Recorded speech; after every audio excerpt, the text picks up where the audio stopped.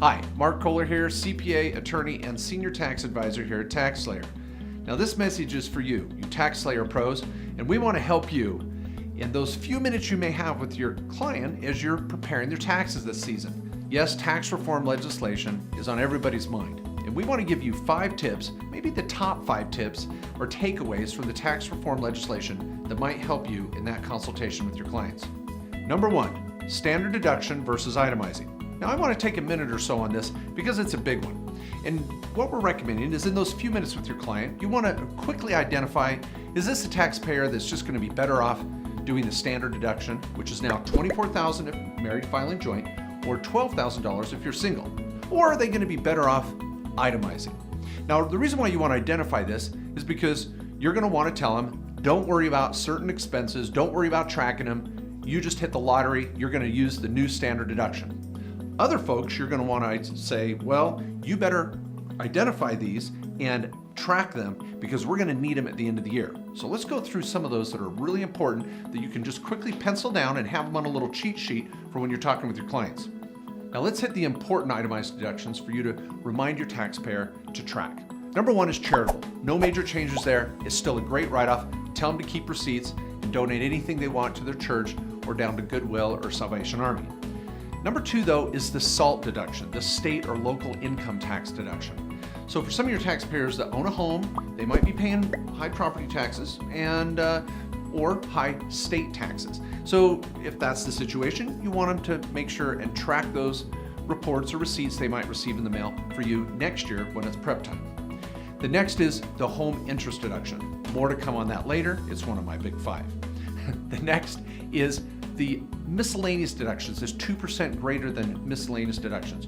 Folks, they got completely wiped out. So no more tracking those unreimbursed employer expenses or the investment expenses or even the tax prep fees. Those are no longer deductible. And don't forget the medical. I want to throw that out because the medical is now back down to 7.5% of AGI. So if you have a taxpayer with some big medical expenses, you might want to ask them about their medical situation and tell them to keep those receipts because those are now deductible over 7.5% of AGI, where last year it was 10%. So have that little cheat sheet to talk about itemized deductions for those taxpayers you think are going to need it. Now, number 2, I talked about the mortgage interest deduction.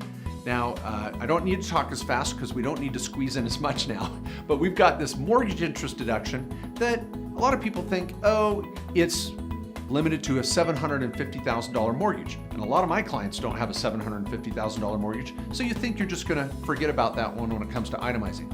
But think twice, because now you cannot deduct any HELOC interest. So no home equity indebtedness. It's only acquisition indebtedness up to $750,000.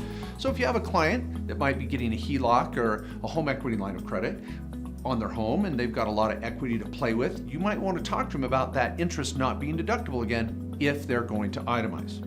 Number 3, another one to think about, and it has nothing to do with the itemizing or the standard deduction, and that is alimony. Now this is a good one to bring up with your client if you know that they might be going through a divorce at the moment, or you might know that there's some issues there that they might be talking to you about and divorce is imminent. Under the new rules, alimony is no longer deductible. That's right, it's going to be taxable to the payor spouse when before it was a deduction for the payor and then the recipient had to claim it as income. So you want to tell your client to make sure they're talking to their lawyer, or if they're kind of doing a do-it-yourself divorce, that they're talking about that alimony issue because it'll be adjusted in the negotiations of a divorce from now on. So think about the alimony, maybe bring it up with your client. Number 4, the moving expense. Gone, out of town, no more. That's right, you cannot deduct the U-Haul bill any longer for a valid moving expense. Now, the only people that get to take the moving expense are military personnel required to move because of the military. So bring this up with your clients. It's a great conversational point to tell them not to stress about keeping that U-Haul receipt if they have to move this year. Number 5, the child tax credit. This is a great conversation point for some of your clients that are just newly married, starting to have a family, or those with big families and thinking about having another child. This is a $2,000 tax credit up to $1,400 refundable. Also, there's a $500 non-refundable provision for those non-qualifying dependents. So you want to talk to your client about maybe who's in the household and who qualifies for this. This could put a few more dollars in your client's pocket next year during refund time. Finally, don't feel like you have to be an expert to bring up one of these 5 points with your clients. These are great conversation points, and just in a few minutes, you can really add value to the experience for your client. We too are going to be continuing to bring you more and more tips during the tax season throughout the year that you can share with your customers to add value and to help you and your customers save taxes this year.